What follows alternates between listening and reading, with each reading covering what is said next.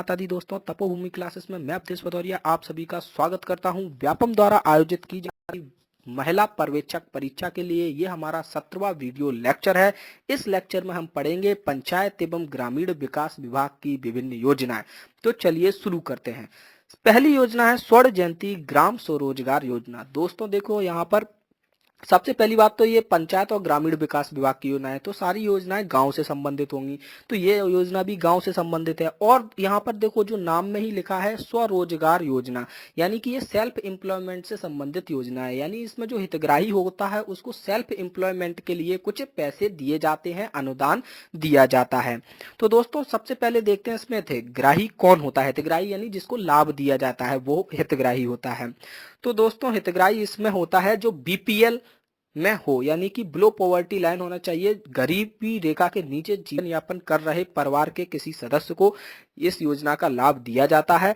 और इसका उद्देश्य यह है कि जिसको लाभ दिया जा रहा है उसको 3 साल के भीतर गरीबी रेखा से ऊपर लाना है, यानी उसको इतना इतना निर्भर बना देना है कि वह गरीबी रेखा के ऊपर आ जाए। तथा इसका जो लक्ष्य है वह यह है कि 5 वर्षों में उस निश्चित विकास क्षेत्र के में जितने भी गरीब आते हैं उसके 30% गरीबों को इस योजना में का लाभ दिया जाए, यानी कि 30% गरीबों को गरीबी रेखा से ऊपर लाने का लक्ष्य इस योजना का है। तो देखते हैं इसमें कितना अनुदान दिया जाता है। तो दोस्तों जो जनरल और ओबीसी की अनुदान सीमा है वो 7500 रुपए, SC ST वालों की 10,000 रुपए, और जब समूह में ये लिया जाता है इस योजना का लाभ तब 1.25 लाख रुपए का अनुदान सीमा है। दोस्तों ये अनुदान सीमा क्या है? इसमें क्या होता है कि जो हितग्राही होता है उसको बताना पड़ता है कि हम ये वाला व्यवसाय करना चाहते हैं। उसके बाद उसको उस व्यवसाय में कितना खर्चा हो रहा है उसका एक पूरा कोटेशन बनाना पड़ता है, फिर उस कोटेशन को जमा करना होता है। जैसे कि मान लीजिए किसी ने कोई व्यवसाय खोला, उस व्यवसाय में उसका 4600 रुपए का खर्चा हो रहा है, उसने ऐसा कोटेशन बनाया है, तो उसको 4600 रुपए का अनुदान मिल जाएगा। अगर उसका 7400 रुपए का खर्चा हो रहा है तो उसको 7400 रुपए का अनुदान मिल जाएगा। अगर उसका 8000 रुपए का खर्चा हो रहा है और वह जनरल ओबीसी का है तो उसको 8000 रुपए नहीं मिलेंगे, उसको केवल 7500 रुपए मिलेंगे, 500 रुपए उसको खुद लगाने होंगे। तो ये है अनुदान सीमा। लेकिन यहाँ पर एक विशेष बात यह है कि अगर कोई सिंचाई परियोजना से संबंधित कोई व्यवसाय खोलना चाह रहा है या सिंचाई परियोजना के लिए अनुदान लेना चाह रहा है तो उसकी कोई भी अधिकतम वित्तीय सीमा निर्धारित नहीं की गई है। जितना कोटेशन में होगा उतना आपको मिल जाएगा, जैसा आप कोटेशन बनवा पाते हैं। साथ ही साथ यहाँ पर कुछ विशेष हितग्राहियों के लिए, जो हितग्राही समूह है उनके लिए भी लक्ष्य निर्धारित किए गए हैं सरकार द्वारा कि जितने हितग्राही होंगे उसमें कम से कम 50% SC ST के होने चाहिए और 40% महिलाएं होनी चाहिए। साथ ही साथ 3% निराश्रित होने चाहिए। निराश्रित यानी कि जिनका कोई भी नहीं है, जो अकेले हैं। ठीक है दोस्तों, साथ ही साथ जो एक विकास खंड होता है उसमें जो समूह लाभान्वित होंगे उनमें से 50% समूह महिलाओं के होने चाहिए। दोस्तों ये विकास खंड क्या होता है? विकास खंड क्या होता है? जो विभिन्न योजनाएं होती हैं उनके क्रियान्वयन के लिए, विकास की जो योजनाएं होती हैं उनका क्रियान्वयन सही तरीके से हो सके, इसलिए सरकार कुछ क्षेत्रों को विकास खंड के तौर पे विभाजित करती है और उस विकास खंड की जिम्मेदारी एक विशेष अधिकारी को दे दी जाती है ताकि उसका अधिकार क्षेत्र क्लियर हो सके। तो दोस्तों अब आते हैं दूसरी योजना पे। दूसरी योजना है राष्ट्रीय ग्रामीण रोजगार गारंटी अधिनियम के तहत मध्य प्रदेश राज्य ने भी रोजगार गारंटी योजना 2005 में लागू की है।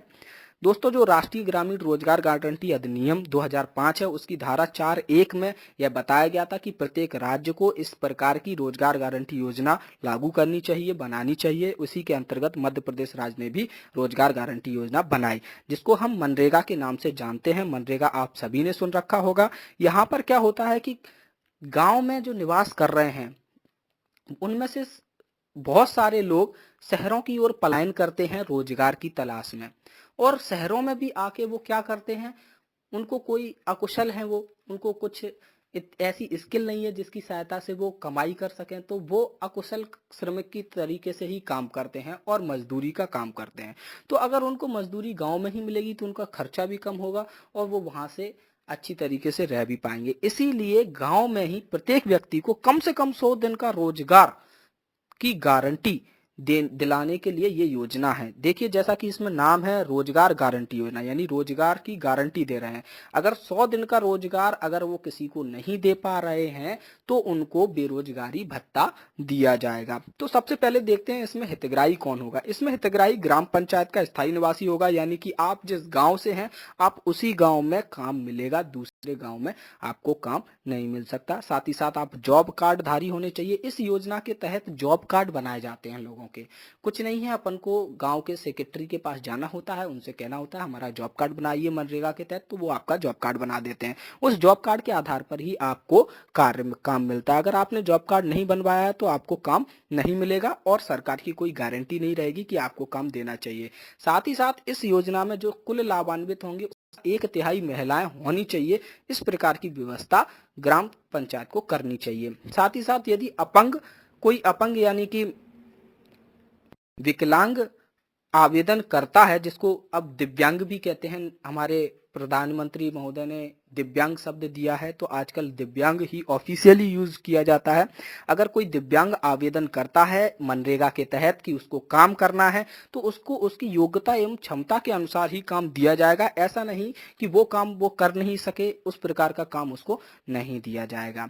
अब आते हैं अगली योजना पर। अगली योजना है प्रधानमंत्री ग्राम सड़क योजना।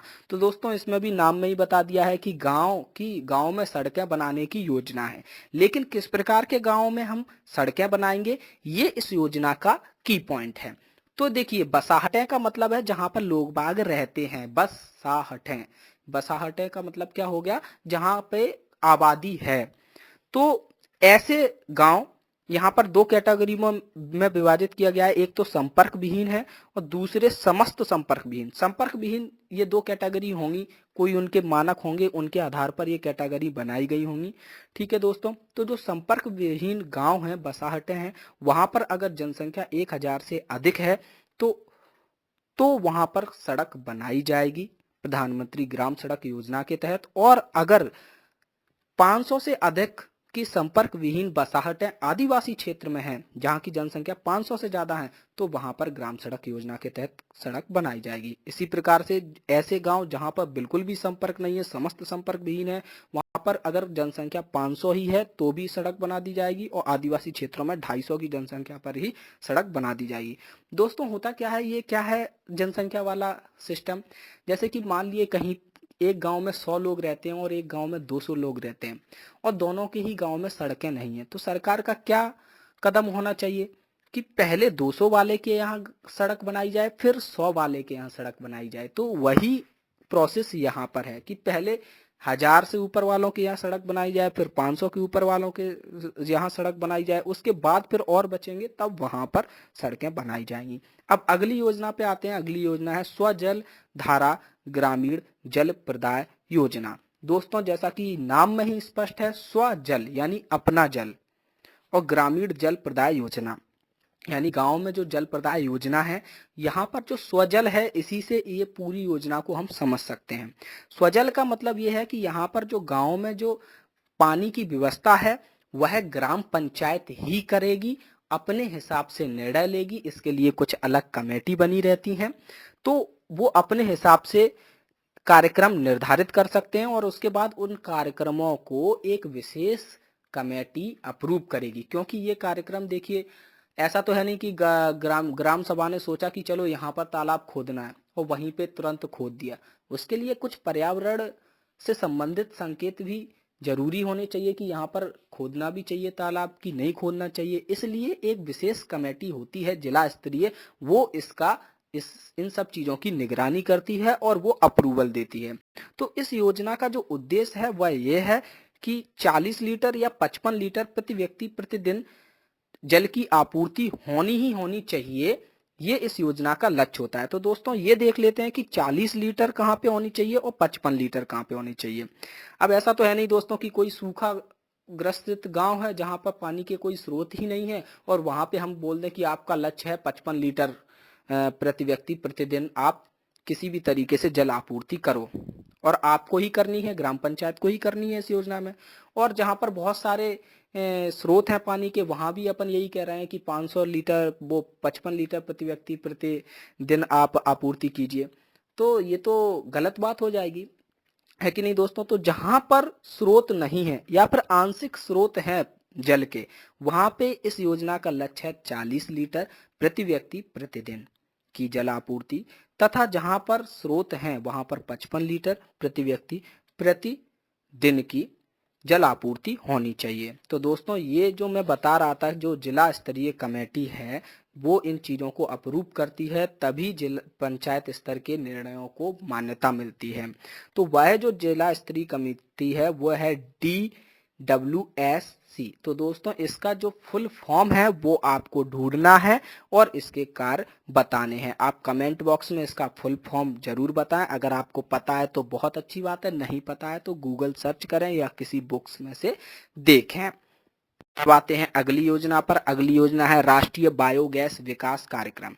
दोस्तों नाम में ही क्लियर है, बायोगैस विकास कार्यक्रम है, यानी कि यहाँ पर बायोगैस संयंत्रों के निर्माण के लिए सरकार अनुदान देती है।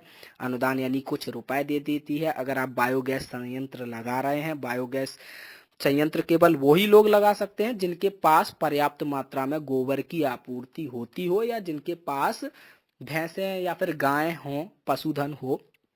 तो दोस्तों यहाँ पर कितना कितना अनुदान मिलता है पहले ये देख लेते हैं। अगर आपने 1 घन मीटर की क्षमता वाला संयंत्र लगवाया है तो आपको 2100 रुपए मिलेंगे, लेकिन अगर आप SC/ST से हैं तो आपको 2800 रुपए मिलेंगे। साथ ही साथ अगर आपने बड़ा संयंत्र लगवाया है, 2 से 10 घन मीटर का संयंत्र लगवाया है, तो आपको 2700 रुपए मिलेंगे, और अगर आप SC/ST में तो आपको 3500 रुपए मिलेंगे। तो दोस्तों क्या है कि जो SC/ST में हैं उनको कितने रुपए, देखिए नीचे 700 रुपए ज्यादा मिल रहे हैं, यहाँ पर 800 रुपए ज्यादा मिल रहे हैं। दोस्तों यहाँ पर एक महत्वपूर्ण बात यह है कि ये अनुदान हर किसी को नहीं दिया जाता। ये अनुदान केवल उन्हीं को दिया जाता है जो या तो भूमिहीन कृषक हैं या फिर लघु या सीमांत कृषक हैं। तो उन्हीं को ये इस योजना के तहत अनुदान दिया जाता है, अगर वो लोग अपने घर पे बायोगैस संयंत्र लगवाना चाहते हैं। दोस्तों आगे की 2 योजनाएं हैं, ग्रामीण क्षेत्रों की शालाओं में पेयजल का प्रदाय, और दूसरी है एकीकृत ग्रामीण ऊर्जा कार्यक्रम IREP। दोस्तों जब मैं इस लेक्चर की PDF फाइल ग्रुप में डालूंगा तब मैं इन दोनों योजनाओं के बारे में वहां पर विस्तार से लिख दूंगा। ज्यादा कुछ समझने वाली बात है नहीं उसमें, आप एक बार पढ़ लोगे तो आपको समझ में आ जाएगा। दोस्तों ये लेक्चर आपको कैसा लगा ये हमें कमेंट बॉक्स में जरूर बताइए। साथ ही साथ हमारे फेसबुक ग्रुप को ज्वाइन कीजिए, डिस्क्रिप्शन में लिंक दे रखी है, और इंस्टाग्राम पर भी आप हमें फॉलो कर सकते हैं। जैसे ही इंस्टाग्राम पर हमारे 500 फॉलोअर्स हो जाएंगे, हम हर वीडियो का शॉर्ट डिस्क्रिप्शन वहां पर दिया करेंगे। 1 मिनट का डिस्क्रिप्शन रहा करेगा जिसमें आप देख सकते हैं कि ये जो वीडियो यूट्यूब पे डाली जा रही है वो आपको देखना है कि नहीं देखना है। उस वीडियो के बारे में सब कुछ बताया जाएगा। दोस्तों यहाँ पर भी अगर आपको कोई स्पेशल स्कीम रिवाइज करनी है तो नीचे जो डिस्क्रिप्शन है उसमें टेबल ऑफ कंटेंट दिया गया है, उसमें बताया गया है कि कितने टाइम पे कौन सी योजना मैंने बताई है। तो वहां से आप डायरेक्टली जा सकते हैं और उसी पर्टिकुलर योजना को रिवाइज कर सकते हैं जिसको आपको रिवाइज करना है। तो दोस्तों जब भी आप रिवीजन करो तब आप पर्टिकुलर योजना का रिवीजन करना है तो आप टेबल ऑफ कंटेंट का यूज जरूर करो। तो कुछ लोगों की क्वेरीज आ रही हैं कि सर हम किस तरीके से सिस्टमैटिक तरीके से वीडियोस को देख सकते हैं, पार्ट 1 पार्ट 2 मतलब इस तरीके से। तो आप खुद भी प्लेलिस्ट बना सकते हैं। यहाँ पर जितने भी वीडियो डले हैं आप खुद उन सब की एक प्लेलिस्ट बना सकते हैं। यूट्यूब पे आप अपने प्लेलिस्ट जनरेट कीजिए, उसमें ये सारे वीडियोस डाल दीजिए, प्लेलिस्ट का कुछ भी नाम रख दीजिए, महिला पर्यवेक्षक वगैरह वगैरह, तो आप उस तरीके से प्रोसेस कर सकते हैं। तो दोस्तों ये वीडियो आपको कैसा लगा जरूर बताइए। धन्यवाद। जय माता दी।